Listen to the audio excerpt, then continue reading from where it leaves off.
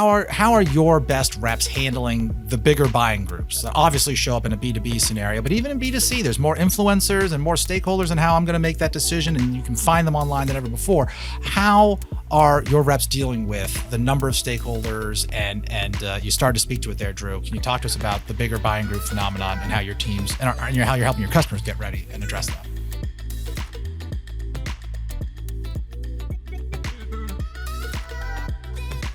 Totally. I think there are, for most big technology purchases, there are about 6 to 10 people who are going to have to put their name behind it and sign off, right? So some companies, you'll have one person who you can sell to who can champion it. That's great. But typically it's more of a consensus-driven sale. And I think knowing that early and setting expectations with your customers that, hey, if this is going to come to a successful conclusion where we work together, here are the things that it's probably going to happen. We're probably going to have to get more people involved. I think it's big expectation setting too, right? Because buyers don't want the whole responsibility of one decision just resting on their shoulders too. They want to distribute that. So I think it's, we know those deals close more often when we're multi-threaded. We know who those people are who should be involved. So having a really good plan for each account, like how are you going to get multi-threaded? That's where it starts.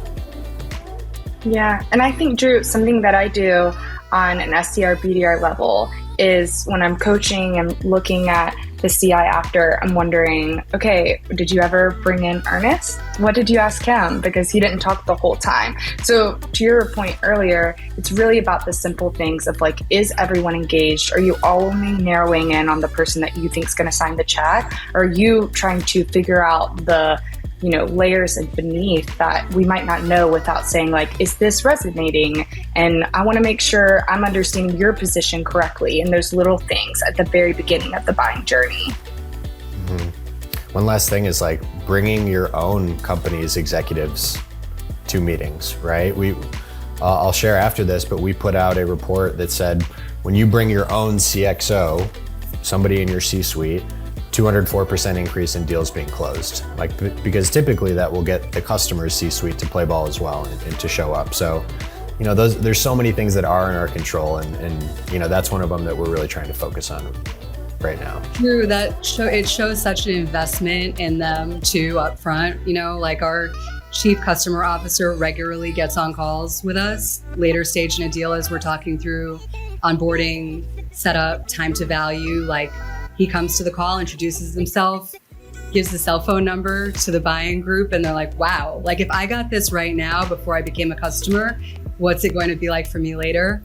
But Nick, you also asked like, how are we working with our reps to manage those groups? I think collaboration and making it easy for these big buying groups to work together in the least heavy way possible is the key to success. Yes. Where if you kick off your deal with a really great work back plan, and you're kind of alluding to this, Drew, like really understanding like how you're going to have to weave through the buying group, at what step you're going to need to bring different individuals in based on what you see on other evaluations like this, you're helping them figure out how to buy from you. You're making it easier for them. And then you can start to separate them out. So you're multi-threading at the right time and single threading at other times, depending upon who's involved in that part of the deal.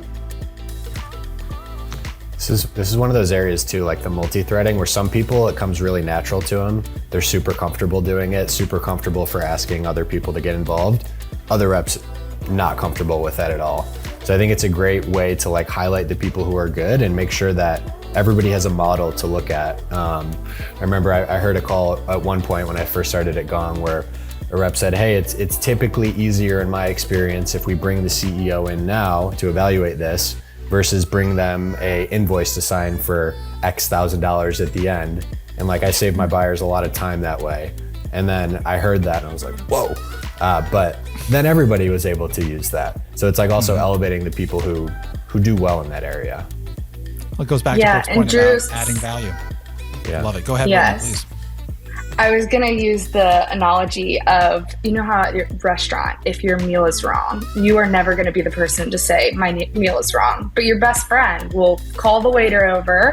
So something that I've found that works well is getting another seller beside you and ask them to ask the difficult questions, because say, hey, I'm bringing on Alan and he's done work with a company very similar to you. I just want another resource with me.